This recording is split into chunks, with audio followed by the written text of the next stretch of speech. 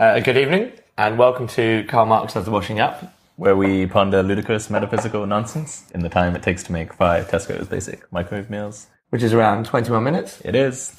Well, or it isn't. Just depending on your, philosophical disposition.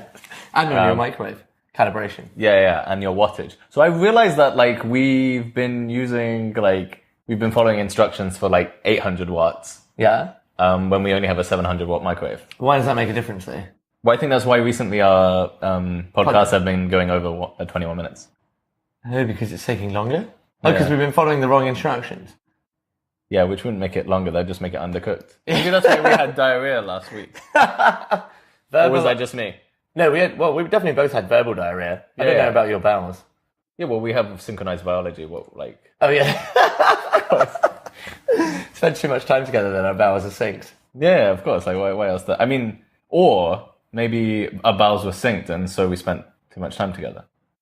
That makes a lot more sense, actually. But it's also, it might be some sort of, gastrointestinal serendipity.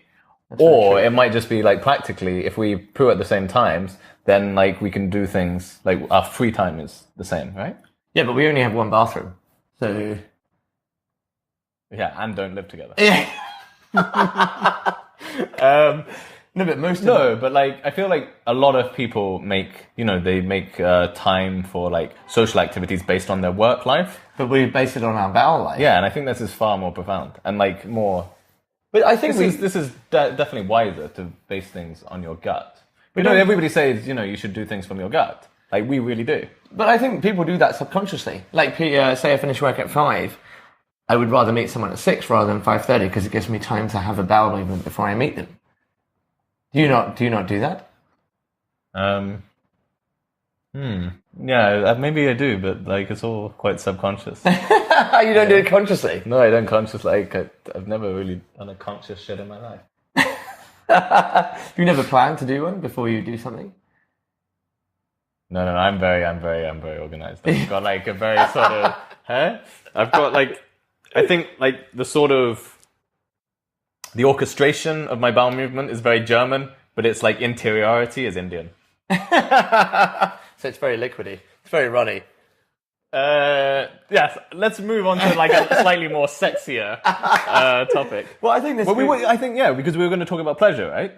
Well, what's more pleasurable than a bowel bowel movement? Exactly. Yeah, I completely agree. agree. So I think we were really struggling to define pleasure. But what it is a good bowel movement. And so, what's the difference between pleasure and passion? Because we're found bowel movements pleasurable, but we're also extremely passionate about them.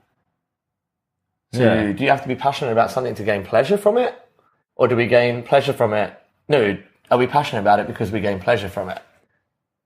Yeah, that's true. That's interesting, but wait. That's just gonna... But I'm going to ignore that question. I remember there's... I had this conversation with a friend in Germany, and he had this theory that, he loves, closing doors. Playing with the locks on doors. And he had this theory that there's a certain penetration that is...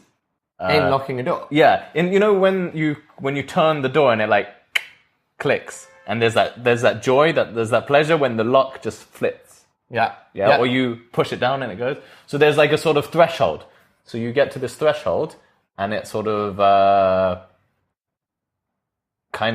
it's that fall from that tension into that release that causes the pleasure. And so there's that kind of connection between opening a door and having sex. Because you move over some threshold. But that's beautiful. And so, yeah, it's kind of interesting, not necessarily a sane idea, but but I'm saying maybe that's the same joy of the bowel movement, is this movement from a threshold, from this constriction to a release. Okay. But what does that have to do with... So returning to your... So maybe the whole basis of pleasure, his idea was what is pleasurable is when there is a threshold that is being crossed. And I agree with that. So maybe you could get pleasure from a myriad of ways, not entirely sex and phallic imagery, right? So example, food. Yeah, it doesn't need to be phallic. It just needs to be it's more the mechanism behind it rather than the aestheticism. And then you can replicate that in a myriad of ways, right? Yeah. Yeah? I think so. You could even say You know, even like this kind of like, you know, that real joy that you get from when you finish work? There's that sort of constriction and there's that build-up and it like moves into a threshold. And that moment you leave is just like so joyous. What about when you get that pleasure from drinking alcohol potentially, but then when you cross that threshold into when you're too drunk, it's not pleasurable anymore? Yeah. So there's probably like, you can go back and forth maybe. Yeah? But the problem is once you cross the threshold, you can't get back. So unlocking the door doesn't provide the same pleasure as locking the door. No. Locking the door can have a pleasure, but the unlocking of the door I think is greater. Why? Because in your friend's example, he found locking the door extremely pleasurable. It's kind of like I think it was the unlocking. The unlocking? But the unlocking is not penetrative. Both is enjoyable, right? Yeah, but the unlocking is not penetrative, right? No, but you're pulling it out. Yeah, but you don't pull out during sex? No, I mean, I pull out during sex, but that's the least pleasurable part of sex, right? The pulling out. I don't know. That's the most pleasurable part for you? No. Oh, wait, you're saying after you finish sex you pull out? Not during... Okay, I'm getting confused. I've been reading the wrong textbooks. Okay, no. The idea was that there is a threshold that's being crossed, right? So I think you can get the joy from the locking and the unlocking of the door. But it's that sort of kind of movement. Yeah, but you're saying the word joy. Is joy pleasure? Is pleasure joy? Oh, is pleasure not more than joy? Yeah, I feel like there's this idea, at least like this sort of hedonism around pleasure, this idea that there's a like kind of intensity and a rawness to pleasure, and then joy has this like more subtlety. Sustainable, right? Yeah, it feels like... And it's easier to access, I think. Yeah, it also feels a little purer. Yeah. Right? When you say joy, you could have like spiritual joy and sexual pleasure. Right? You don't say like spiritual pleasure sounds a little bit weird. That sounds like you're doing tantra. And sexual joy doesn't sound too appealing either. Yeah, sexual joy doesn't sound... Yeah, exactly. Yeah. But this is probably just like semantic. Yeah, semantics. But then, so say you've got pleasure. So what is passion? Oh yeah, what is passion? Passion is... I feel like there's a certain commitment to something within a passion. There's a direction within a passion, and it's a commitment towards a point.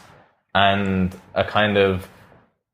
When you're committed towards this, that sort of like assertion and like linear movement brings about a pleasure. So I disagree, actually. I think passion is the lack of reason. So it's when your senses completely overtake you and you lose reason. Like, you know, when people are so passionate about their work, they forget to eat. That's a lack of reason, right? Or when people are so passionate with a girl in a nightclub or a guy in a nightclub, they lose reason, right? Yeah, but that can fit with what I said. Can it, though? Because that commitment suggests reason. No, not necessarily. But isn't that... You can still be an idiot and do it. You can still with complete insanity. Like, I think passion is often like quite insane because it's sort of like you say, it's like an imbalance. Yeah, it's a neglection of everything else. Everything else, right? And that's what creates that linearity. Whereas pleasure seems to be more reason based, right? If we use that threshold. Well, like definition. I guess there's like a point in which a certain type of pleasure, once pursued to a degree, becomes an addiction. And can maybe be called like a passion, or passion's maybe the space between, balanced enjoyment and addiction. Right? That makes a lot of sense, actually. Right? Yeah. And if you take a sort of yogic sort of stance, then passion would maybe just be something frivolous, like addiction. Yeah, it's just like a mild form of addiction.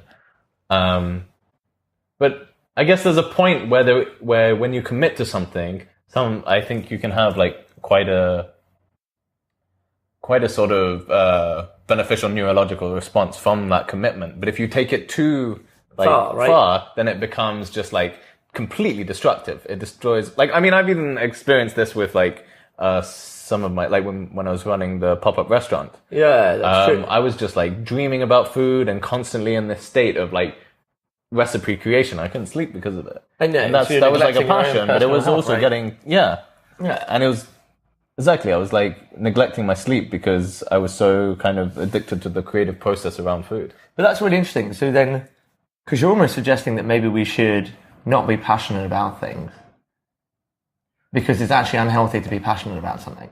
Well, I think it's about balance. Like, I think all these things, like, you know, there is a balance and you need to find exactly where that point is. And, you know, if you go like too far on one side, then you end up under a bridge taking blowjobs from like 700 monsters. But depending on your dream, like. But what if that is your passion, though? Well, wait, taking blowjobs or giving blowjobs under a bridge? Both. I mean, yeah. You do one. Wait, what? Like, is it Tuesday? It's like weekday or weekend? It depends on the bridge as well. Tower Bridge, London Bridge. No. Nobody goes to bridges like that. Oh, you need to go to CD. No, when you're an addict, you don't go to the tourist spots. You go to like I don't know, what is it, like Cleveland or something. Well, this isn't my passion, so I don't know about it. Is this your passion? No, this is just like abstracted experience. Okay, but so my issue is, right, so we were saying that my cough is clearly contagious. We were saying that, you know, passion... So is my charisma. Your charisma is contagious. Such arrogance. Such arrogance. No, yeah, but I never quantified my charisma. It could be negative. No, but I'm only charismatic when I'm alone, though. But then, so I think ridiculousness is contagious. Yeah?